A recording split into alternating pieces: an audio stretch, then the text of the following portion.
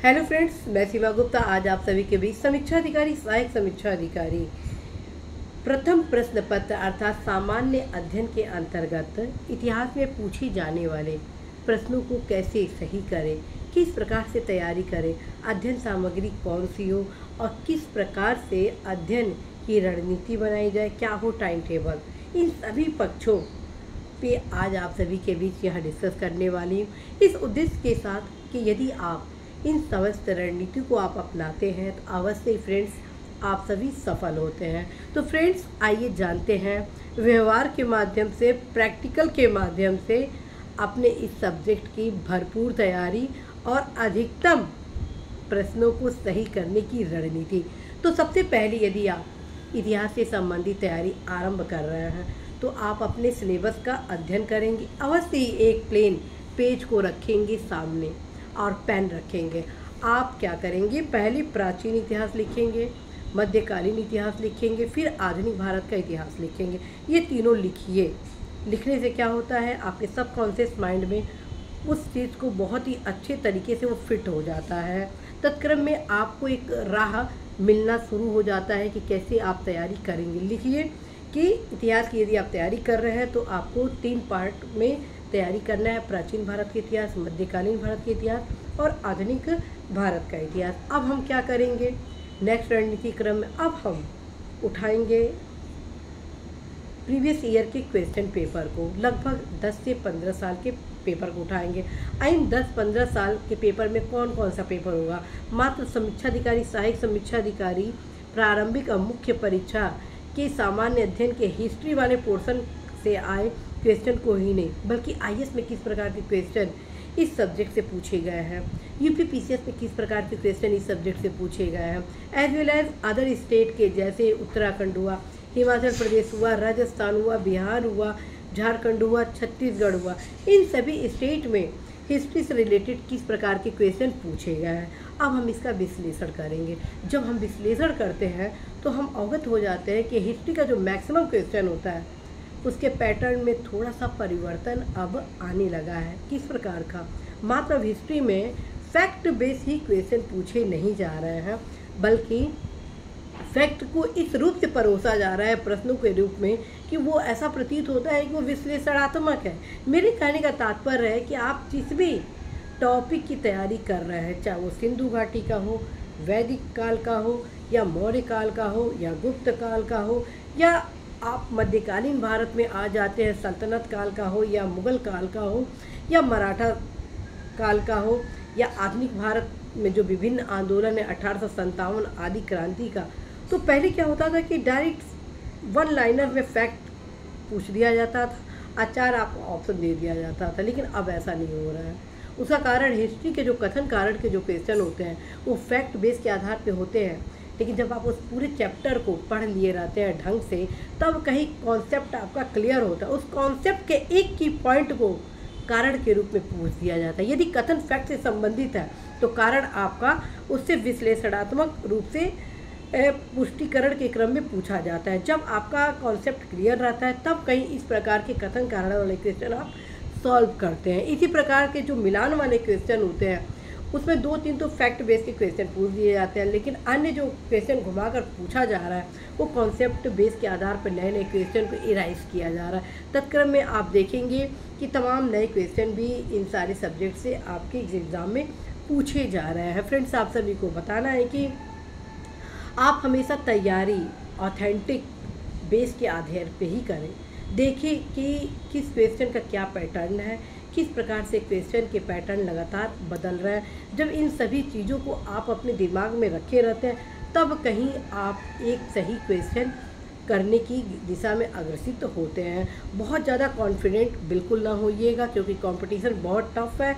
और जब आपके भीतर ये रहता है कि हाँ कि मैं परिश्रम करूंगा, तब उस हिसाब से आप सीरियस होकर तैयारी करते हैं। बहुत सारे ऐसे युवा हैं जिनका ये कहना है कि नहीं हिस्ट्री तो मेरा ऑप्शनल सब्जेक्ट है, और जिसके क्रम में उनके द्वारा बिल्कुल उसका रिवीजन नहीं किया जाता है, और परिणाम ये होता है कि अधिकतम क्वेश्चन जो गलती करते हैं वो उस विधा के ही जो युवा होते हैं वो करते हैं, जो ऑलरेडी जिनका ऑप्शनल सब्जेक्ट होता है, मतलब कि कुल मिला के ईजी क्वेश्चन उनके द्वारा गलत कर दिया जाता है।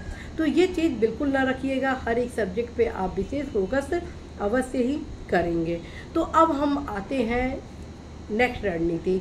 पहली रणनीति में आप देखें कि आप तीनों पार्ट को लिख लिए, प्राचीन भारत काल का इतिहास, द्वितीय लिखे कि मध्यकालीन भारत और आधुनिक भारत, और प्लस उसके साथ ही प्रथम रणनीति के अंतर्गत विभिन्न प्रीवियस ईयर के question other state as well as UP and RO सबको मिलाकर आप जब अध्ययन किए तो देख लीजिए क्वेश्चन का क्या पैटर्न है। अब हम आते हैं नेक्स्ट पैटर्न क्या है और क्या रणनीति है, क्या है सफलता का मुख्य कारण। फ्रेंड्स, आप देखेंगे कि आरओ एग्ज़ाम में हिस्ट्री का मैक्सिमम क्वेश्चन अगर वेटेज देखा जाए तो वेटेज आपका आधुनिक भारत के इतिहास से बहुत ज़्यादा है। तदक्रम में आपका प्राचीन और मध्यकालीन लगभग अच्छा खासा आता है, अर्थात एक महत्वपूर्ण पार्ट आपका आधुनिक भारत को इसमें तैयार करना होता है। इसमें आपको मध्यकालीन और प्राचीन भारत के अपेक्षा आधुनिक भारत के इतिहास पर ज़्यादा फोकस करना होता है, विशेषकर जो आंदोलन से संबंधित क्वेश्चन है, चाहे वो स्वतंत्रता आंदोलन हो, सामाजिक आंदोलन हो, शैक्षणिक आंदोलन हो, धार्मिक आंदोलन हो। विभिन्न प्रकार के जब स्वतंत्रता आंदोलन चल रहा था तो उस समय तमाम प्रकार के समितियों का गठन हुआ था, कैबिनेट हो गया, क्रिप्स मिशन हो गया, इन सभी में कौन कौन से समझौते हुए, इन सभी को आप अवश्य ही ध्यान में रखेंगे। आंदोलन के जो क्रम है वो तो आपको 100% जब आप पढ़ेंगे तो वो सब तैयार हो जाएगा, लेकिन महत्वपूर्ण क्या विशेषता थी, कैसे असहयोग आंदोलन सविनय अवज्ञा आंदोलन से अलग था, इन सभी पक्षों की जानकारी आपको तब मिलेगी जब आप दोनों आंदोलन को अच्छे से पढ़ेंगे। इसी प्रकार से फ्रेंड्स, किस प्रकार से 1857 की क्रांति स्वतंत्रता संग्राम के अन्य आंदोलन से भिन्न थी, इस प्रकार के भी क्वेश्चन अब लगातार आपके क्वेश्चन में विभिन्न रूपों में पूछे जा रहे हैं। इस प्रकार से फ्रेंड्स, आप न सिर्फ फैक्ट बेस को कंप्लीट करेंगे बल्कि विश्लेषणात्मक आयाम पर भी अवश्य ही फोकस करेंगे, और ये तब होगा जब आप ऑथेंटिक पुस्तक को पढ़ेंगे। आधुनिक भारत के लिए आप सभी को मैं अवश्य कहती हूँ कि स्वतंत्रता संग्राम से संबंधित आप बिपिन चंद्रा का जो किताब है उसको एक बार ज़रूर आप पढ़ लीजिए, जिसमें आपका कॉन्सेप्ट टोटली क्लियर हो जाएगा। फिर टाइम तो लगेगा, लेकिन एक सही दिशा में परिश्रम करते हैं तो सफलता भी सुनिश्चित हो जाती है। उसके बाद आप क्या करिए कि जो कुछ फैक्ट से आधारित पुस्तकें हैं, जैसे कि यूनिक का है वो भी अल्टीमेट है, यूथ का भी है, उससे भी आप फैक्ट का अच्छा खासा कलेक्शन कर सकते हैं। और प्रीवियस ईयर का क्वेश्चन तो मैं ऑलरेडी बता ही चुकी हूँ। तो ये सब चीज़ें कुछ ऐसी है जिसको यदि आप तैयार करते हैं तो इसका आपके ऊपर अच्छा इम्पैक्ट पड़ता है। फ्रेंड्स, आप सभी को ये भी बताना है कि बहुत ज़्यादा पुस्तकों को इस एग्ज़ाम में आपको पढ़ने की आवश्यकता नहीं है। उसका मुख्य कारण ये है कि बहुत ज़्यादा आप किताब पढ़ेंगे तो रिवीज़न नहीं कर पाएंगे। और मैं हमेशा आप सभी को बोल चुकी हूँ कि आप सभी सबसे पहले पुस्तकों का चयन करें। जब आप पुस्तकों का चयन कर लेते हैं किस आधार पर कि क्या ये पुस्तक आपके लिए उपयोगी है कि नहीं है, तत्क्रम में आपका विश्वास बन जाता है और आप पढ़ाई जो करते हैं वो बहुत ही अच्छे तरीके से उस पुस्तक के साथ करते हैं। और हमें हमेशा कहती है पुस्तक आपका मित्र होना चाहिए। मित्र तब होता है जब मित्र पर विश्वास आपका हो, सही रूप से हो। बस एक हाथ से ही ताली नहीं बजती है। जब आप उससे प्रेम करेंगे तो वो भी आपको प्रत्युत्तर के रूप में आपको हर प्रकार का आंसर देगा, जिसके क्रम में क्वेश्चन जो आपके एग्ज़ाम में पूछे जाएंगे उसका सही उत्तर आप कर पाएंगे।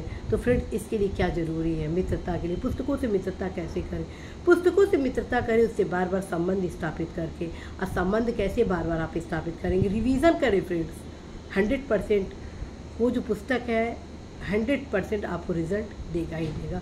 आप सभी को फ्रेंड्स बताना है कि परिश्रम का कोई विकल्प नहीं है। जो चाहोगे बन जाओगे, जो चाहोगे बन जाओगे, मन में रखो विश्वास। जो चाहोगे बन जाओगे, मन में रखो विश्वास।